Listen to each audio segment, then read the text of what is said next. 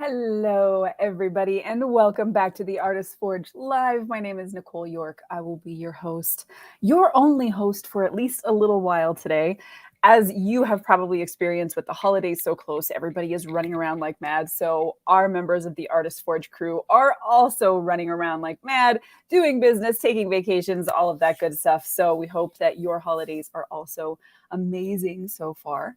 And, hope that everything is running nice and smooth for you. So if you are here today, I hope you will say hi and join myself and the wonderful Matt Stagliano as we talk about random art junk today and whatever, and also whatever. Random art junk is good. How are you? I'm okay. I've been having like tummy problems over the last few weeks, and there's a really good chance that it's related to anxiety. So I'm trying to like chill my vibe. Serenity now. Serenity now. Yes, exactly. I'm trying to Yeah. make myself chill. I totally get it, man. It's the end of the year and stuff is crazy. After, I don't know about you, but I know you've been concentrating on writing quite a bit over the past couple of months, but it's been pretty slow in the photography world. And I don't want to say it's like consistently slow. It's just the peaks and valleys get wider and wider, right? So you've got this intensely long period of great work, lots of jobs, and then you have just as long of a period of sitting around going, I've chosen a poor career and I am going to be struggling, right? So it's a little bit of both. And here towards the end of the year, thinking about tax season coming up, thinking about all the stuff, right? You get to look back at the past year and you go, did I do as much as I could have done? Or did I do it the right way? And there's very little that I would change about what I did other than make things a bit more consistent. So I'm in the throes of trying to wrap everything up before Christmas and New Year's. And my calendar, Kat would be very upset with me if she looked at my calendar. Oh, we just won't tell her that then. No, I'm sure she no. We'll keep that to ourselves. Our secret, yeah. I see we have a friend joining us today. If you are here watching, whether you're on Facebook or YouTube or wherever you're at, say hi in the comments. We want to say hi to you. The whole reason we hang out at this time of day is so that we can hang out with you guys. So let us know if you're here. Yeah, I've noticed there's this weird sensation of like, as everything starts to shift or as we go through periods of change, there's always this sensation of like, why did I pick this now? Like, how come I couldn't have picked this back when, or whatever. And it seems like, I don't know if you've experienced this, but I always feel like I've missed the heyday by like this much, like some big shift happens, a bunch of early adopters jump in, or like the old heads who have been at it, they manage to ride that wave and everything explodes and everybody's doing well. And it's like, oh my God. And then you go, me too. And so you get in and it's past the point where like you can catch that wave. So you're like paddling really hard to keep up. And everybody is in the front going like, all you got to do to be successful is this. And you're like, but I am. It doesn't matter what you do. For me, it feels like almost everything that I choose to go down. And I know this is probably manifesting some poor, universal stuff. But point being, it's like walking into a party and having everybody go, oh my God, you just missed it. You should have been here 2 minutes ago. And you were picking up a bottle of wine for them at the store, and you walk in like, oh, you should have just seen the thing Dave did, Ugh. So it's that kind of feeling. I feel it the same with jobs that I've been in or jobs that I've left, and then something incredible happens, or you move and then something good happens at that previous place. A lot of it's hindsight, right? A lot of it's grass is greener. And I don't necessarily try to live in that land of woulda, coulda, shoulda. But bad timing, man. Bad timing stings. And I'm sure some of it is us fooling ourselves too, totally. into thinking that it's just bad timing. Totally. Like I'm sure everybody has felt that feeling of like, everybody else had it easier or everybody else got luckier, or if I would have just got here at the right time, whatever. I mean, I'm sure some of that is manufacturing, but I think it's also a little bit of survivorship bias. Like the folks who are trying to help the people behind them can only help based on their own experience. And there's no way for us to replicate what they did. And so there's this difficult game of picking and choosing, like, well, does this apply to me or does this apply to me? Do I actually want that part to be part of my life? And you don't know if your like mangled leftovers that you try to squish together are actually going to end up into a delicious food product, or if it's just going to be like a stinky mess on your counter. It seems like there's no way to know. Lindsay is here with us today. Hello, Hey, Lindsay. You know, it's funny. We're using the worst metaphors and analogies right now. Stinky mess food. on the counter, bad parties. It's because we're close to Christmas, and that's what we're thinking about now. We're like parties and bad food that you have to show up to somebody's house and be like, no, it's great. I'm here today, and I am that mess over there is me filming products. Ooh. So there's a client of mine who I do a lot of video work for. And I'll move this way so we can see the bulk of my studio. So there's a client of mine that I do a lot of product work for, and video products. I make videos of the product. Spit it out, man. And so I have been working on this thing for a couple of days now, trying to find a sexy way to make this product stand out. And it's an evolution of a product that I did previously. And so trying to come up with all the new stuff for version 2 is proving to be a little bit more difficult than I'd like. So I'm spending a lot of time staring at it, doing this, going, how do I make this better? But that's what I'm here doing in the studio today, is a little bit of video work. A lot of it is macro shots and slider shots and the zoom in and the zoom out. The nice slow motion. Yeah, it's the rotation. You know, everything's like this slow-mo rotation, and then keyframes, and it just turns. So yeah, this is the unsexy side of what we do, but it's. I love that you mentioned like a lot of what you're doing right now is just sitting and thinking, because I feel like authors and writers, we particularly get a bad rap for that, because it's like, well, what do you do all day? Like, you are just sitting here, or you're just Googling stuff, or you're doing whatever. And it's like, no, I really am working. Like, I know it doesn't look like it, but my brain, I'm formulating stuff. And if you were on the outside of that world, just like with a non-photographer, they might see you sitting there and being like, why am I paying you this much per hour? And you're not even, it's like, no, I really am working. I swear. You just can't tell. it's the side of creativity, right? And this is the stuff that and I'm not going to sit here and glad hand myself, but it's the side of creativity that is the real work, right? Pressing a button, typing on a keyboard, right? We make that part of the job, and it's necessary, but it's very just straightforward and technical. And you type enough, you're going to get to 100 words a minute. You press enough shutter button, shutter clicks, you're going to get a good picture. I think, the hard part about doing something like this is keeping it fresh on those days where you don't want to necessarily be fresh. And you're not feeling particularly inspired for anything, you know what I mean? And there are some nights where I'll wake up like, oh my God, this shot's going to be amazing. I've got to rent this lens and we're going to do this. And then there are days where I'm like, I should just go back to corporate, or I should fling pizzas or something, because the muse is not here. But that's the stuff, when you grunt through it, that's the stuff for me at the end of the day that's way more rewarding. Sitting there, and I imagine it's the same for you when you're writing and you kind of get through that block, and then it just pours forth, right? So I'm sitting around waiting for that, like, all right, it's gonna come, because based on experience, it will come. Excuse me, muses. Yeah, excuse me. I'm open. Okay. So Lindsay is saying that she did products for years, so monotonous, and I read her comment, and I was thinking to myself, like, So product photography was never anything I was interested in. Right. But if I did, I probably would just build miniatures and stick products in miniatures. Like that's probably what I would do with all my, just so that I would have something like tactile to make and feel like I contributed somehow. But I can only imagine how much that would cost clients. Like, oh, you want to build a whole set for this? Like a little time, it's going to take you 4 months. Cool. We're not interested in that.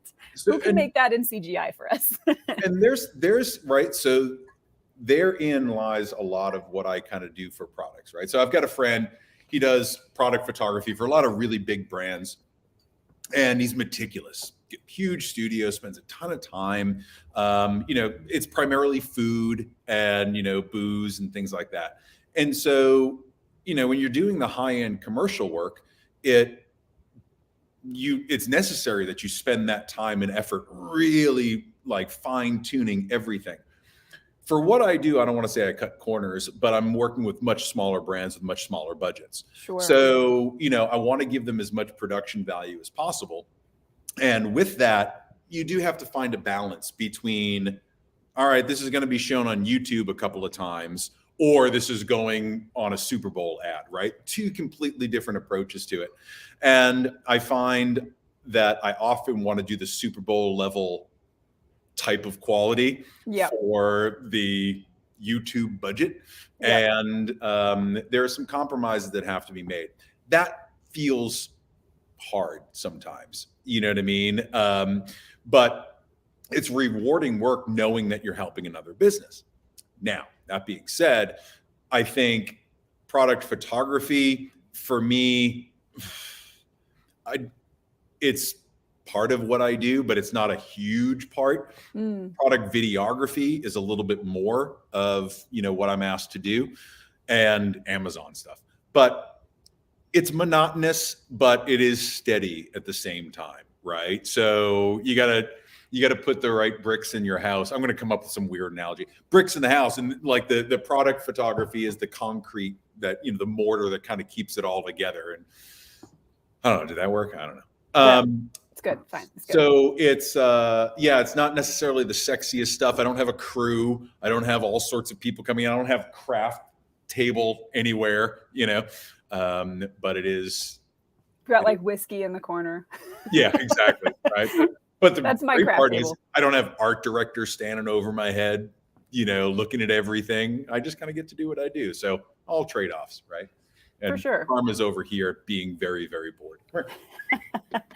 So that's funny. I have my dog is asleep in my lap right now. Well, I assume she's asleep. She's snoring. I said she, and since she's the only other female in the house, she knows that's her pronoun. And so if she's somewhere and she hears you say she's like, that's me. I know it.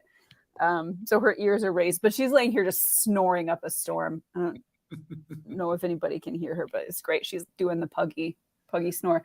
Look at Karma getting all the lovins. Oh, look at the pretty girl's face. When we're here in the studio, she stares out the window, sits on the couch, stares out the window or looks out the door and wants nothing more than to be outside every 15 minutes.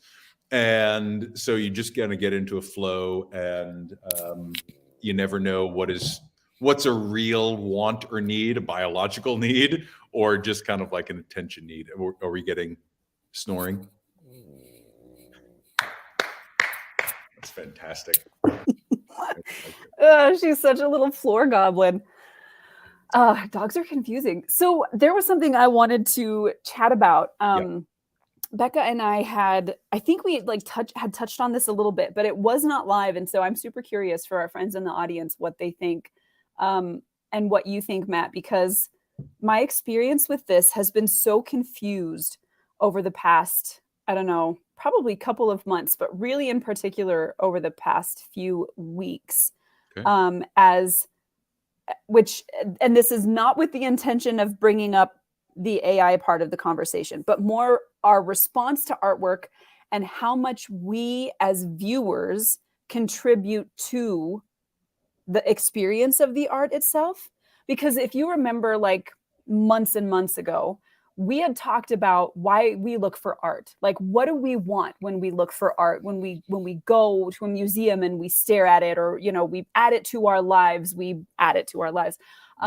is it that we're looking for? And one of the big things that people said, it seemed like one of the consensus things, was that sense of connection, of that shared humanity with the artist and the experience of what it is to be human somehow, the love, the loss, the joy, the wonder, whatever. And so now, and we did that experiment in the Artist Forge where we went and made, I think we were using, I don't remember what we were using, but we made some kind of abstract pseudo junk, right? Like we plugged in some things to the early days of Midjourney, wasn't it? No, it was Art Breeder, I think. I think that's it was. what it was. Yeah. Yeah. So we had plugged in some stuff and we were looking at these abstracts and still managing to come up with things that we see, right? Because our brains are powerhouses of building patterns and recognizing patterns. And if we don't see something specific, we'll kind of import that, into the equation.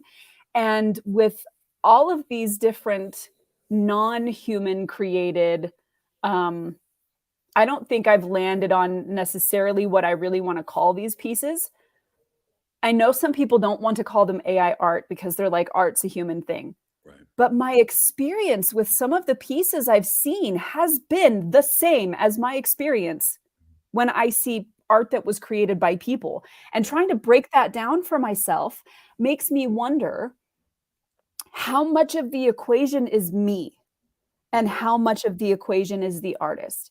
And obviously, I believe that as artists, we have a huge amount of influence over what we're putting out into the world and how that's read based on things like visual literacy.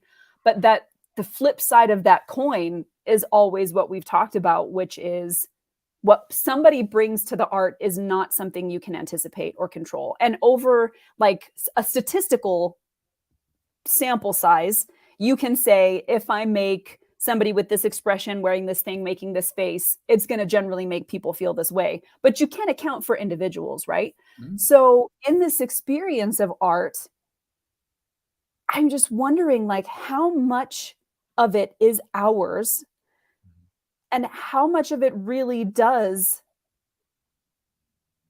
actually come from any kind of true connection with the artist. Mm. Because, like, if I've seen pieces that are essentially generated images that had little control, obviously they're built, it's trained and built from human built things, but the piece that's there, the generated piece, is not something that somebody painted stroke by stroke based on their own experience and their emotions and their whatever. So why do I still feel like it is? Like, people keep saying that these are cold and they're lifeless, but I would challenge anybody to go look, because I've seen some. There was one in particular that caught me. Somebody had created one. It was a girl sitting on the floor in a really disgusting, dirty bathroom with an open box of pizza, and she had like pizza stuff smeared to her face. And there was like this grotesque sense of loneliness and self-loathing in that image, not made by a person. And I still had really strong feelings towards it.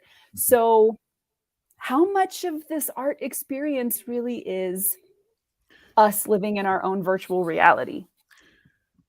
Well, before we get into quantum entanglement and what reality is, this is where I love to call people on their bullshit, right? And I guarantee you that outside of potentially our small circle of friends, you could ask 10 people to name 3 artists and they couldn't do it, right? So we like what we like based on our experiences. Things resonate with us based on our experiences. Some people like abstract, some people like realism, right? I think as long, man, this is a big conversation, right? So let me talk about AI first. I think just to be clear, this is not me saying everybody should use it or it's good or it doesn't have ethical problems or anything. It's completely about, yeah. It has nothing to do with that. It has nothing to do with that. I think, and my feelings about AI are changing literally hourly. I'm on both sides. I'm all over the place. Right? I reserve the right to change my opinion based on new information at any time, and I will not feel guilty for my previous opinions. Totally, 100%. But I think there's this societal thing where in order to be accepted by the tribe, you have to choose, I either agree with it or I don't agree with it, right? And so when something's labeled as created by AI, I guarantee you, unless you labeled it created by a prompt, most people would think it was a digital illustration done by somebody else, right? Many times, sure, yeah. Most of the time, right? I mean, I saw Pratik post some stuff that was so real, I thought, I was just like, yeah, this is a photograph. Right. The point being, for me, it's been less about, I want to connect with the artist. Like, I got enough friends. I don't need to connect with the artist. Do I like it or do I not like it? Does it make me feel something? Discomfort, hate, love, right? Sex? Like, what does it make me feel? And if I can't say that, it just kind of like, Secondarily, I say, okay, well, it made me feel something. Who is the artist? And that's where I'm going to be like, oh, it was Parker Pfister. Well, that makes sense. He's, a great artist. Oh, it was, a 3-year-old MacBook Pro that created that. Okay, like, that's pretty neat. Still made me feel something. Do I feel as connected to it? Probably not, because I know that MacBook Pro isn't going to create its own style and voice. It's going to follow the same prompts and probably spit out similar stuff, but it doesn't have the wherewithal at this point to create its own voice and style. I like to connect with an artist with a certain style, right? Because it speaks to me in a certain way. So Lindbergh, right? I talk about him all the time. Black and whites, a lot of natural, a lot of neutral expression, right? Very thoughtful, very connected. Love that stuff. I've gotten to the point where I can almost pick out one of his shots anywhere. Same thing with Leibowitz or, Keith Haring for that matter, right? So you've got all these different voices. I feel like we connect more to the voice than we do to the art, right? And so, I should say, we connect to the art and then to the voice and style, and then kind of figure out, is it the artist or is it machine learning? I don't know if I'm answering it the way you want, but for me, I would rather fill my home with things. I don't care how they're generated, what medium they're in. I'd rather fill my home with things that make me feel rather than worry about, oh, this is a Rothko and this is an IBM. Right? It doesn't really matter to me as long as I'm feeling something. In terms of shared experience with the artists themselves, I think that's part of that emotion, part of that feeling. But I don't feel like I have to reach that or that's going to make me feel any better about the art. I think there's just things that we as humans experience and that we can talk about, right? And if that's reflected in art, there's billions of pieces of art that I've never been exposed to that would probably change my worldview on a lot of things, but I'm never going to see them because there's just too much shit out there. So, find what you like, find the voices that you like, enjoy art, enjoy the way things make you feel. That's the way that I look at it. I try not to delve too deep into being an elitist in one way, shape, or form. You know what I mean? I like what I like. I found it so interesting too that you said, how does it make you feel? And I think even in the verbiage, there's kind of some clues to the way that we connect with art, or like the way we philosophically process how we connect with art, with this idea that it makes me do something, right? And it almost feels in a way like it's a trigger or a lever. Not that the art does the thing, but we're doing the thing in response to the art, if that makes sense. And like kind of importing all of our own, like you said, it's our biases and our experiences and our whatevers that we're carrying into the art that we see. And there, what's the goal of any artist, right? You're writing books, right? Right. You want people to feel something. You want them to read something and feel sadness or loss or happiness or whatever it is, right? We're trying to manipulate people's minds. It is what it is. There are industries built on this, advertising, right? Which is copy, it's music, it's art, it's moving images, right? Same kind of thing with neuro-linguistic programming. Oh, NLP. Oh, NLP, right? We're using words to manipulate how people interact with us. So, we're constantly taking this stuff in. We're constantly reacting. Some of those things are stronger than others. And that's just the way that I look at it. Is I can look at any piece of art and probably feel something, even if it's boredom or disgust, or like I really just don't feel much of anything when I look at that. But there are some pieces that will move me to my core. I think it's just the way that we interpret what we see around us. Right. And I don't know if there's always the individual, and then there's also the accepted societal response to something, right? Right. Are you left or right? Are you black or white? Are you up or down, right? Which is always so painful for those of us who are kind of centrists. And I just want to be friends with everyone. It hurts my head. I'm Switzerland, like come to my part. Right. No, I mean it's so interesting because like the where the placement is, like as social creatures, if we don't find some kind of a placement, we don't feel comfortable with our group, and therefore there's danger, right? And so there's always just that pressure to make a decision or to stand in one place. And it's interesting to me that the older I get, the less hard and fast opinions I have, and the more I feel uncertain about almost everything. And all of my hard and fast opinions are about dumb stuff. Like I have chosen my battleground for dumb things that I'm comfortable dying on that hill, like the fact that pineapple does not belong on pizza. I'm comfortable dying on that hill, right? But other more important, more serious issues that are so complex, and I'm just like, how do you, I don't want to go there entirely, but just really quickly, Lindsay saying likewise with the subject, we feel more seeing photographs with those that we love or react to a photo of a celebrity over a stranger. Is it the art or the recognition, AI or not? There was recognition connection in the AI pizza girl, right? Like there's something there, but it's not necessarily because of anything the artist did per se, because there wasn't one, right? Or rather, what it learned to create was based on human preferences. And so therefore, am I still connecting to that humanity even through the ghost in the machine?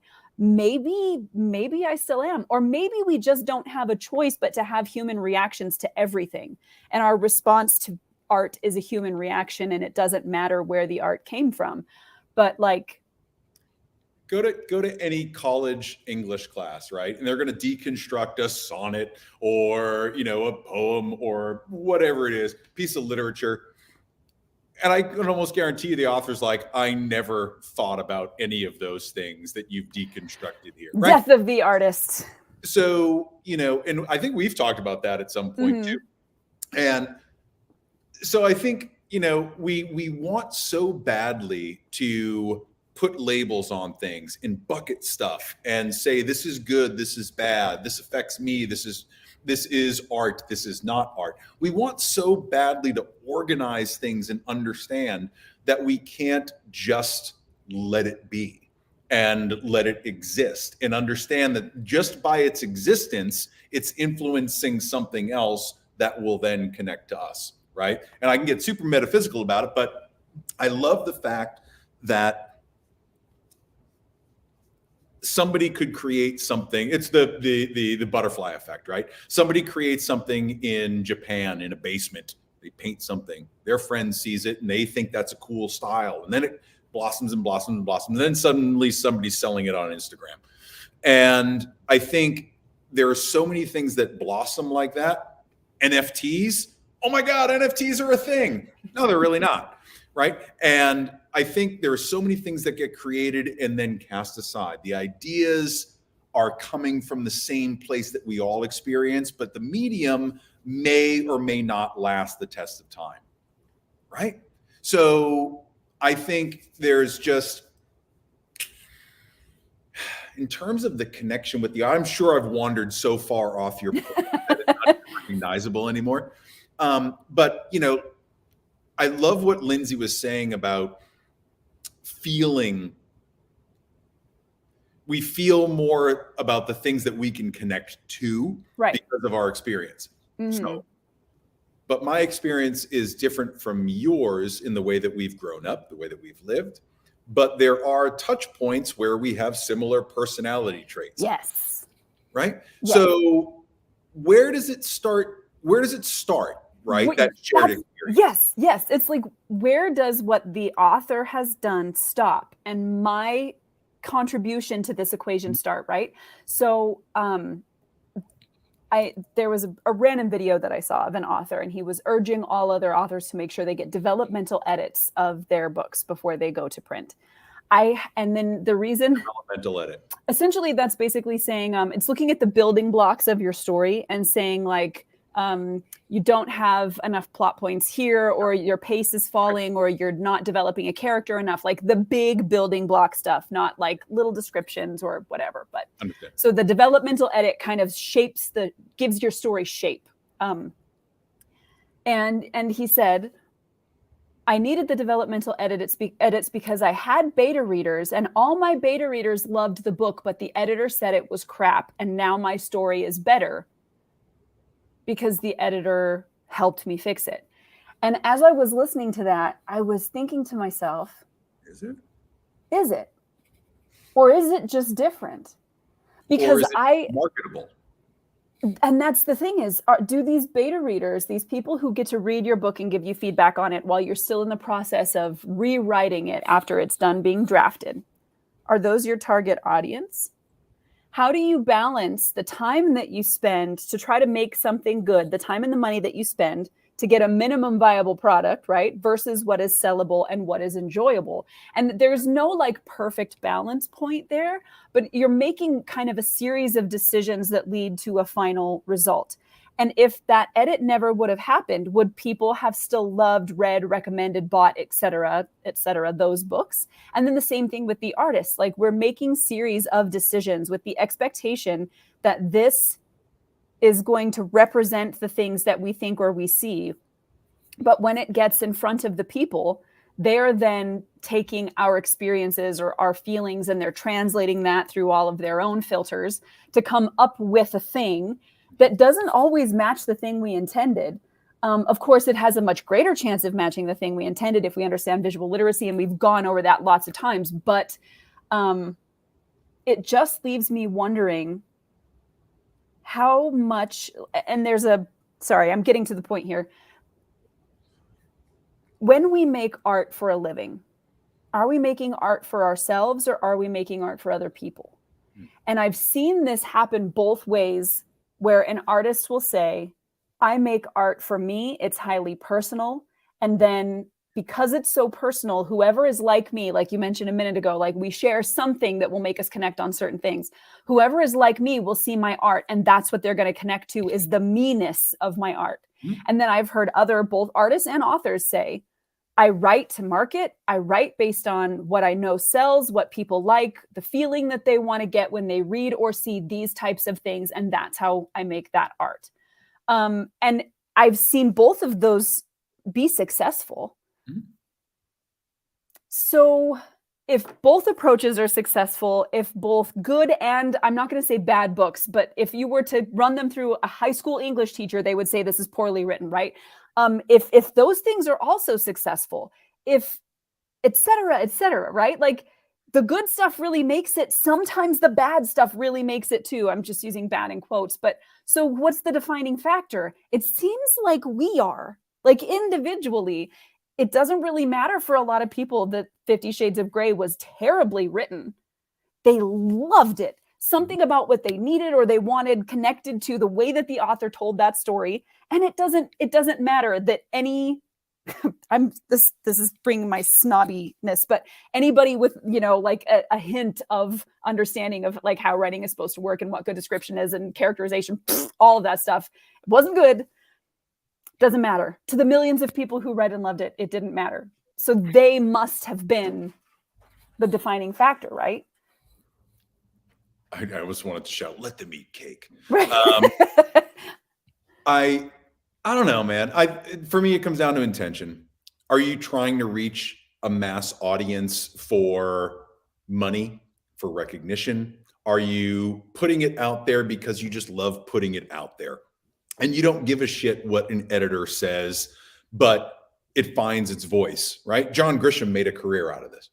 And I think for me, it's always the intention, right? Because you were saying, you know, do you write for the 12 friends that are rabid fans, or do you try to mass market and find yourself as a number one on Amazon? It's two different approaches, right? And I think the geniuses, the masters, intuitively get to that point. They tap into that, whatever that zeitgeist is, and they just happen to create art that appeals so widely. And it is their true voice, and it is out there, right? But, you know, when we think about old masters, right, there were a lot of people that were painting then, but we didn't have Twitter, right? Artist versus artisan, I think is yeah. Yeah, we had this conversation, which is one of my favorites. But you said something interesting I want to grab and ask you about, because you said, you know, the masters kind of get there intuitively. Do they? Or no, I mean, those... it's a ton of hard work. But no, I just mean, like, you know, you said they're tapping into the cultural zeitgeist, right? Like, it's me projecting onto them that something magical happened, right? We call them masters because they happen to get there, not necessarily because they are better at their craft than everybody else. 100 years from now, they're going to say Nicole York was a master of gas lamp fantasy, was just a master of it, right? But you don't know that now. And I can guarantee you Rembrandt wasn't like, I'm the shit. I can do this and I'm going to be recognized forever, right? You don't know until later. And I think in that, you don't know until later. People forget about that and they try to drive towards, I want to please these people. I want to please this. I want to please my bank account, right? You're not going to know how it hits until later down the line, right? You're getting feedback from your close circles, right? And you don't have a wide enough view of the world to know, are you a master or not, right? You've put in the time and effort into your craft, but you don't know how the world is going to respond to it. Even if you get 1 million sales, right? Jersey Shore was a thing. Right? It was a train wreck, but we like watching train wrecks, apparently. So there is something about reality TV that we like, right?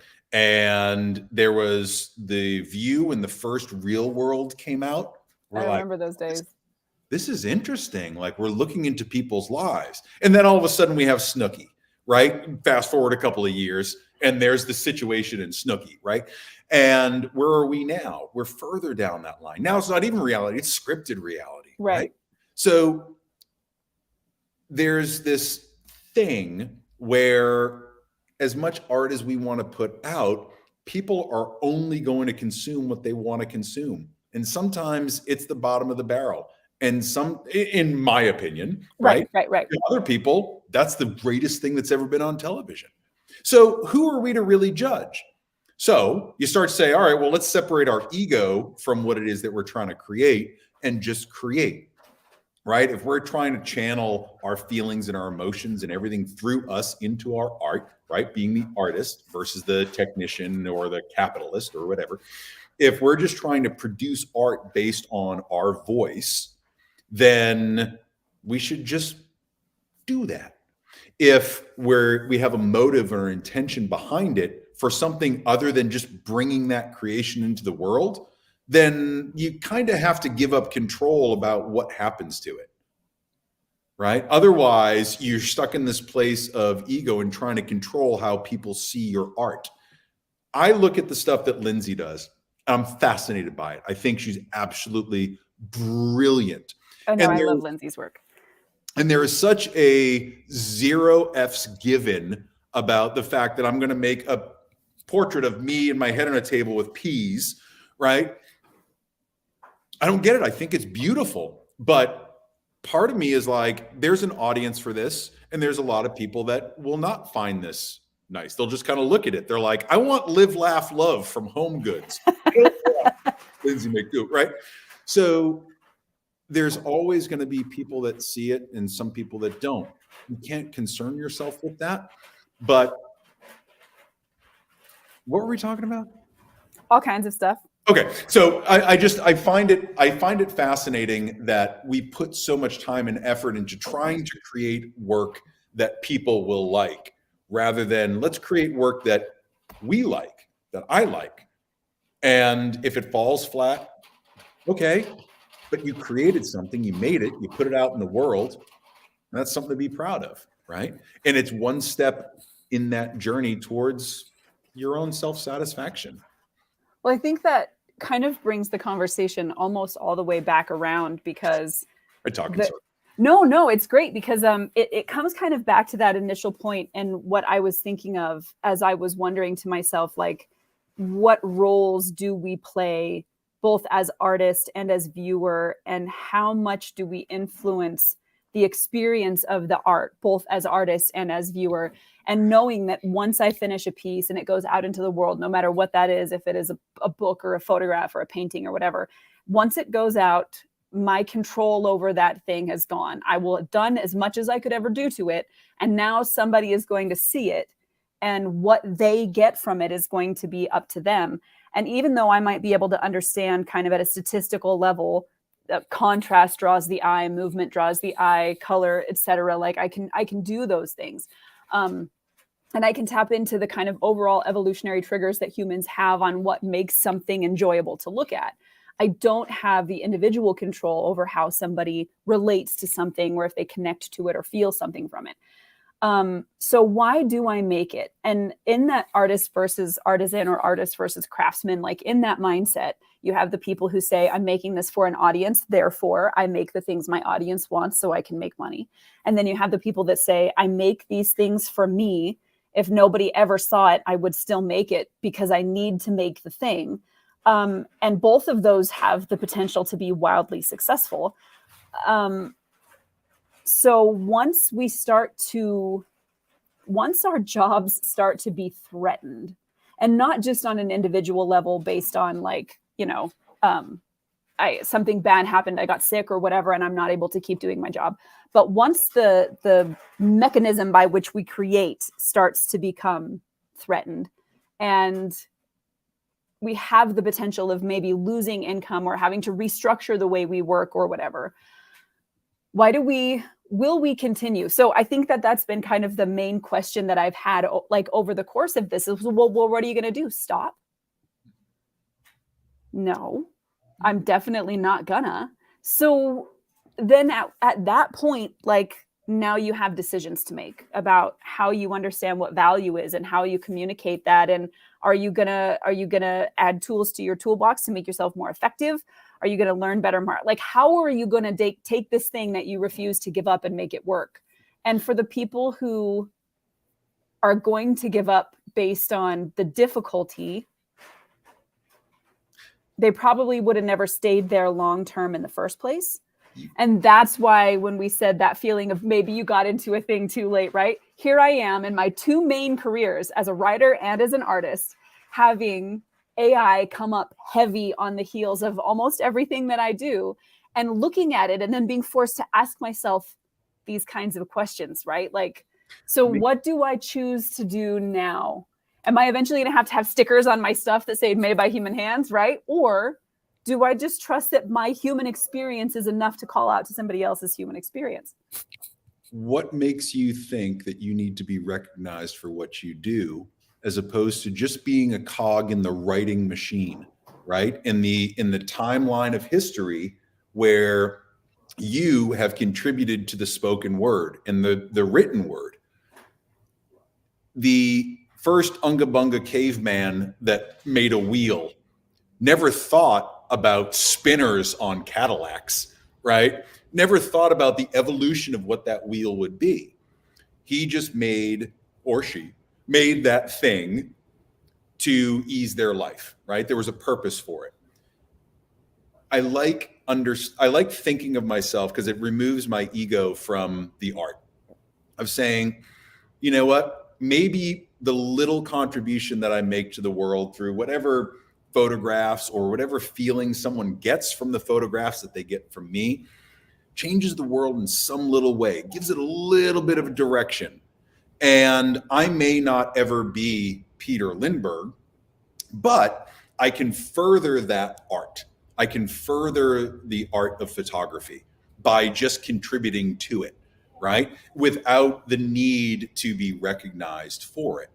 And I think that is what allows stuff to have longevity, is there are so many people that tap into that thing. There's a million guitarists, but there's one John Mayer, there's one Jerry Garcia, right?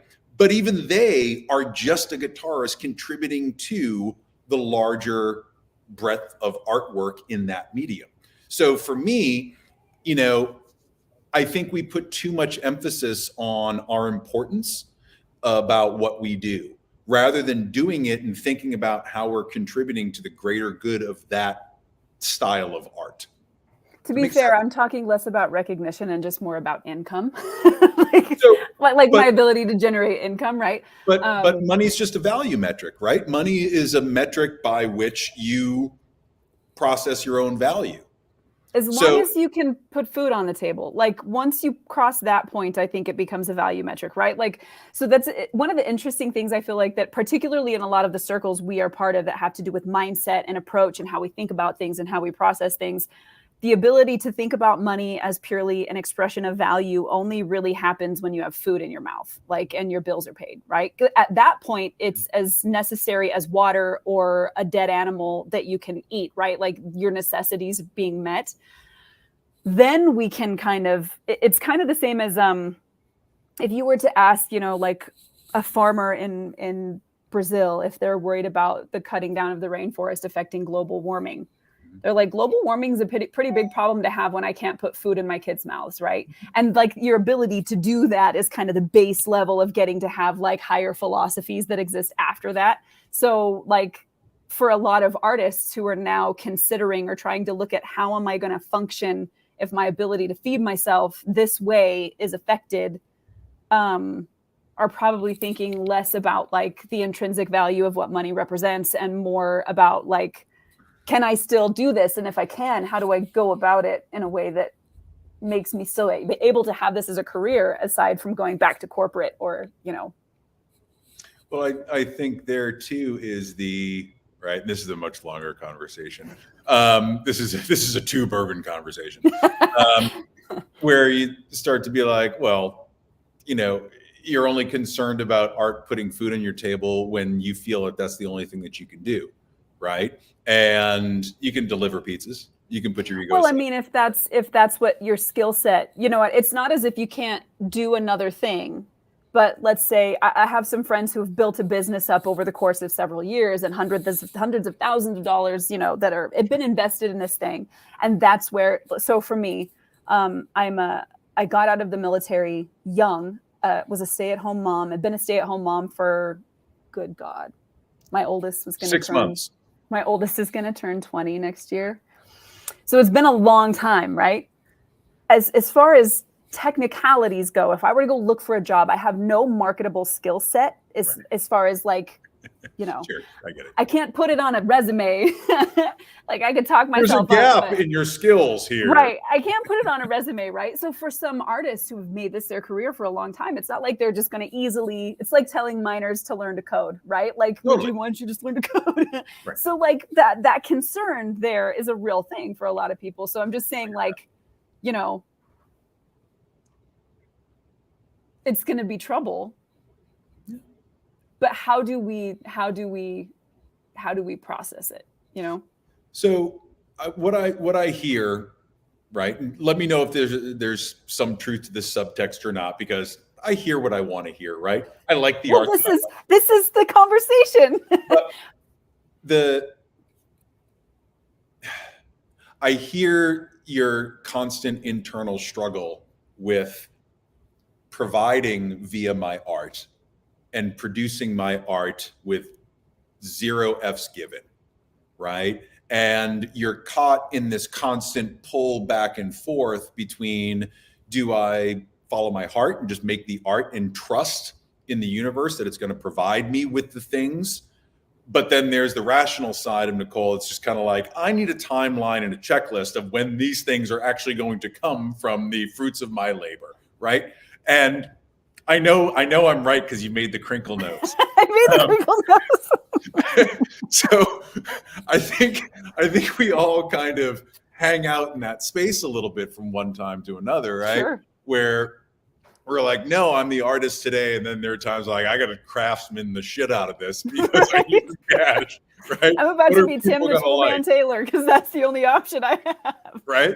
So I don't know, man. I think it's the lovely struggle that we all go through, right? I didn't get into photography because I was like, this is the easiest possible profession that I can get into. There's money flowing everywhere, right? I didn't get into it that way. I got into it for a different reason. But from the business side, I've learned how to make money doing those things while also satisfying parts of me. Do I have the luxury of being a trust fund kid and just taking pictures of things that I want to take pictures of and not worrying about where my next meal is coming from? No, I've got to put oil in my heating tank this year. And sometimes I wonder where that money's going to come from. But I go on past experience that I've been able to create this business that has never left me on the street. It's kept a roof over my head, but I feel this same weirdness all the time. It's up and it's down, right back to the beginning of the conversation, troughs and peaks, right? So I think when it comes down to the original question is like, connection to art and whatnot. Where are you coming from in that conversation? Are you coming from it as the artist that is just producing art and you're worried about, are people going to connect with my voice? Or are you doing it from the standpoint of, I need to make money and put food on my table, so are people connecting with my voice because I got to sell some shit? I think it's really two different mindsets. And because we're human and because we're trying to do both things at once, you get caught up in that. I really, without a lot of thought and probably a lot of bourbon, I'm not going to be as thoughtful in this. I'm unable to clearly express, I think, what I'm trying to get across to you in terms of this balance about caring and not caring, about trying to produce from a place of material need versus spiritual and just kind of artistic need to express, right? And I think you can find a middle ground between those two, but they're not necessarily tied tightly together. And I think as artists, this is the struggle that we have to face. We have to, if we want to make a living with our art, there might be times where you have to compromise, unless you're one of these people that just produces art that suddenly everybody likes and they're just throwing money at you. But that's a small percentage. Yeah, it's interesting because I don't necessarily see the two as divorced from one another or even as like opposite sides of a spectrum. I think I see it more as what we do during different times. So, and I'll use a stupid example here, but no, that's not stupid. I need to stop doing that. I'm not qualifying this as a stupid example. Okay. So as an author, there's several approaches to this whole gig, but there's one which is write what you want, what you like, what's interesting to you. And there's another, which is write to market, which is consider what people want in the genre that you're writing in. What do they expect from that genre? And as soon as you think about it, you'll be able to see that kinds of things. So what you get in a mystery novel is not necessarily what you're getting in a fantasy novel, even though there may be some similar elements. There's things you expect from a mystery novel. You expect an unsolved crime. You expect a red herring. You expect a damsel in distress or a femme fatale, right? Like there's certain tropes that go along with those genres that make them what they are. And so people who write to market very purposefully write according to what people expect from those genres. So then if I want a cozy fantasy, the kind where I can sit in front of the fireplace with a blanket and a cup of tea and just feel good at the end of the day, there's certain things I expect to be in there, and those authors deliver those specific things on purpose.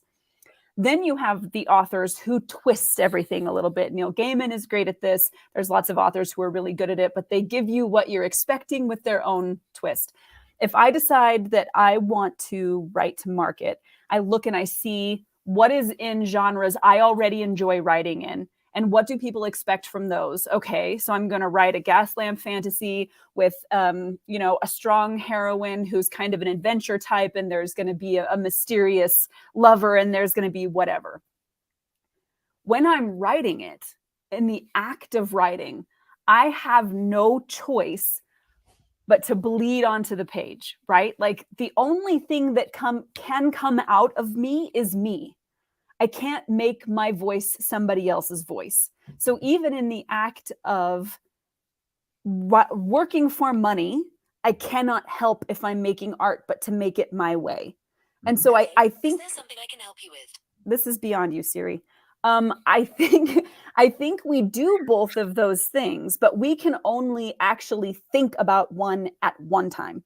Sure. I can't embody both at the same time. So if I am wondering what makes the connection, is it the artist or is it me or is it both? I can't have the two conversations at the one time. I can only answer one question at a time, which, like you said earlier, we put things into buckets. So if I have a question about one thing, we can only address that thing as if this other part was its opposite, when it's not.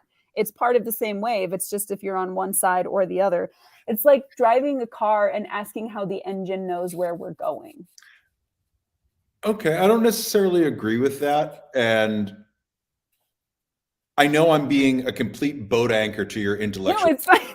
Right? I understand that. That's why conversations are fun. I've dragged this conversation down to like a third grade level, right? But I think I don't necessarily agree that you can't be both things at once. I think there's no, I think you can be both, but I don't think you can. I think when you're talking about the thing, yeah, the experience of it, you cannot have the experience while you're analyzing, and you cannot analyze while you're having the experience, because once you start analyzing, you're in your head, you're not in the experience. And when you're in the experience, the analyzation pulls you out of it. So if I'm having a question about the backside of the wave, we can't also be having a discussion about the front side of the wave that gets as deep, right? My Adderall would absolutely disagree with that. So I understand what you're saying. And I could be totally wrong, but that's just where I get what you're saying. And I think it's a valid concept, but I think there is a way to do it. I think you can be in the experience and the analysis at the same time. I'd like to see examples of that. This is kind of how I think about meditation, right? It's the observer effect. You can withdraw and you can see the thoughts, you can see the emotions, you can see the fears and the pains and the highs and the lows if you just step back and you observe everything as it happens. And I think you can do the same thing with art as you're producing it. You can see and feel, but also observe and analyze and detach yourself from it. Doesn't mean that you are detached from the art that you're creating, but I think you can exist in both places. Now, give me a week to think about that and try to come up with something a little bit better than, yeah, you can do it. I'm just trying to think over my own experience and think if there has ever been a time where I have been able to do both at once. No. Are you not in flow when that happens? If I'm in flow, I'm not thinking at all.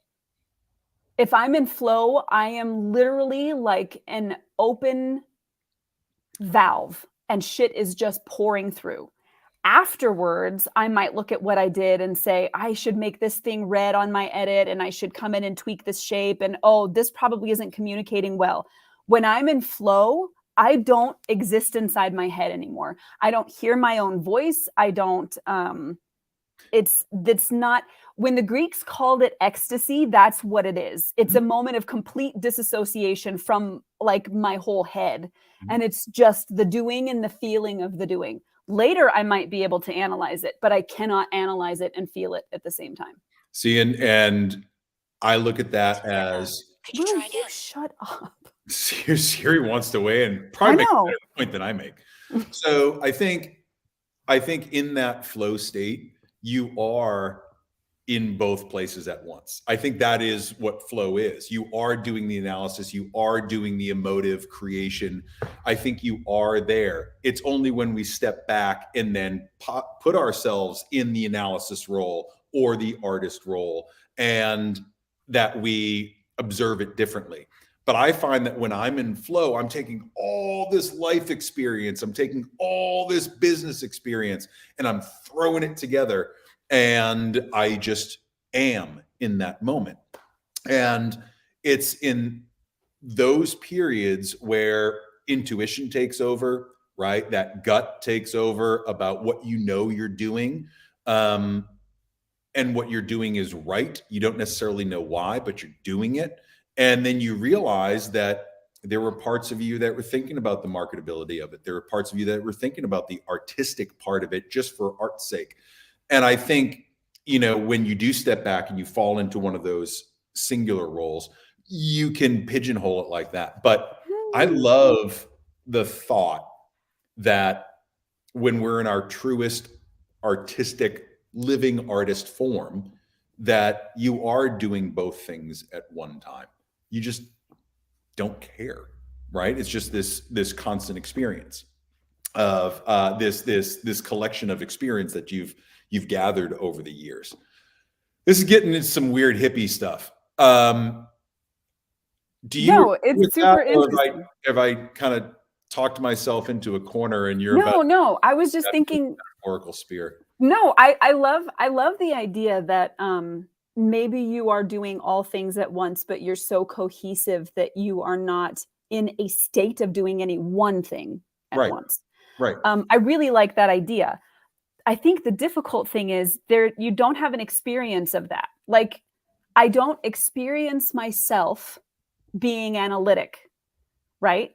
So since I can't experience it, am I only making the assumption that it is happening because it should be, because that's what being whole would feel like, or because there is no experience of me being analytical? Now, if I was being properly analytical and thinking about marketing while I was in the flow state of writing or making a piece of art, when I looked at it afterwards, it should be successfully marketable. It's not always, definitely not. Like, I definitely have to come back, especially for books, and say, like, okay, I wrote this thing.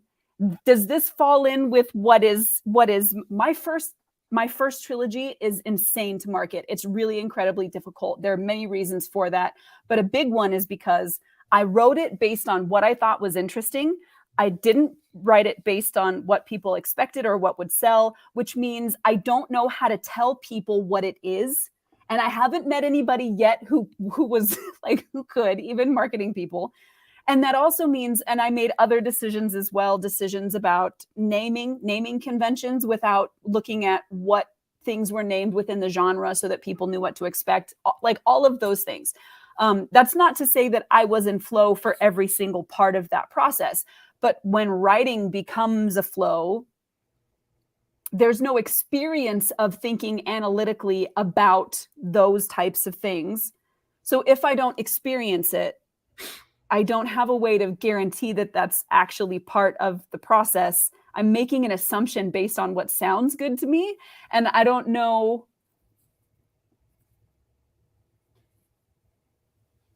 Okay, this is going to be a terrible example. If you're making love to somebody, you're not stopping and thinking about, like, did I move the finger right? And is there a sweat here? And like analyzing those types of things. You should be so immersed in the experience that all of the analyzing falls away, right? Like if you're speeding down a water slide, you're feeling the wind and the water hit your feet and you're, you know, like you're moving, you're just lost your stomach. Are you thinking about what is my trajectory? Was this the proper, you know, like, is there enough water in the thing? Are you analyzing, or are you literally just experiencing like every sensation that's happening at once? My ADHD would like to chime in. First, we heard from your From Adderall. the Adderall, which keeps me close, mate. And then when I don't have that, then it's just kind of like, yeah, did that sweat? Did she feel that? Oh God, what did I do wrong? Then I would argue you're not fully in the experience at You're that not. point. And right? you're not, absolutely. And you know, if I'm worried about the wedgie that I'm going to get from the water slide, then I'm Right. definitely not enjoying the experience, right? Right. So it's really interesting. You know, when I listen to you talk about, you know, how hard it is to market that trilogy and whatnot, I think about you trying to put a container around it, and so that it finds the right crowd or finds a more marketable crowd. But how many people have read the books and been like, this is trash? Not a lot, right? There have been a lot of people that are just like, oh my God, this is incredible. I have no idea what to call it, but this is incredible, right? What do you think Picasso went through? Like, that chick has a box for an ear. Like, did you just compare me to Picasso? Yes, you are a Picasso of words, of gas lamp fantasy. So, you know, I look at it and I hear you, you know, the I want to make a living from this versus the I wrote this awesome thing and it just hasn't found the right tribe yet. And you can look at it from all these different angles. Which one feels the most true to you? Maybe that first trilogy was the thing that you needed as the catalyst to make you look at writing in a different way. For sure. More, right? So, okay. For sure, yeah. So I don't maybe regret that's it, not or, the thing that you was know. meant to be marketed over and over and over. Mhm. The next one is, right? The next one is. And I don't say that to demean it or to No. talk it out, but like, this is the challenge that we face. Maybe the 100,000 portraits that I've taken, none of them are meant to be anything, but they've all prepared me for the next one, right? And that's the thing that kind of keeps you going. So I don't know, Karma, what do you think? Karma doesn't care. Karma probably needs to go potty, huh? I think, you know, it's a big conversation. And I love the fact that we're having it because it's made me think in a whole lot of different ways. And I know that we're off the original question, but for me, it boils down to what world are you living in when you're creating? Are you creating it for someone else? Or are you creating it for you? Are you creating it for income? Are you creating it for recognition? Are you creating it because you need to scratch that itch of expression? I don't know, and it's something that I'll have to think. Yes, exactly. The answer is all of them to yes. As I'm doing this stuff, you know, I'm certainly in a place of I got to put food on my table. I'm not looking at it like, how do I make Velcro sexy, right? But I think just understanding that you can be in all these different places and it's okay and it's part of that artistic journey. Mm-hmm. We overthink it because we're leaning heavy on one side or another. I don't think we have to. I think if we can just come to this place of acceptance that we are going to be in all these boxes at any given time, that's okay. It's part of it. And I think if I try to create something more than that, I'm going to drive myself bonkers. And it will hinder me from actually doing the thing. Yes. But so I'm not going to look at it. I'm going to grab Lindsay's comments really quick, but yes, I do have to say, like, as much as I find a lot of joy in like analyzing and philosophizing and thinking about things, action always trumps everything. Like, action trumps. So just do it, do it and move and do the thing. So Lindsay in our Facebook group saying challenges are a place where creativity flourishes, even if it's a place to make money so one can put food on the table. It's not a weaker form of art, I guess is what I'm saying. The art worker versus the trust fund artist with no limits. Right. I am working on a series with a clear message. I have themes I want, but when it comes to the art making, there's wiggle room where I get in the zone with no perimeters. I like grocery shopping and choosing the ingredients, but when I go to cook, it could be a free-for-all of feels and vibes in the confines of what I purchased logically. Right. Which is 100% why I was saying, like, I think we do all of it, right? We just do it kind of at different times, which is the front side of the wave and the peak and the back side of the wave. But while I'm in the front side of the wave, that's the only place I can be in. I can look back and analyze the back side of the wave, but I can't be there again. So that whole Here we experience are, quantum entanglement again. right? You can be in both places at the same time. So what are you observing, right? Oh man. No, I think it's a really important point that Lindsay makes. Yeah.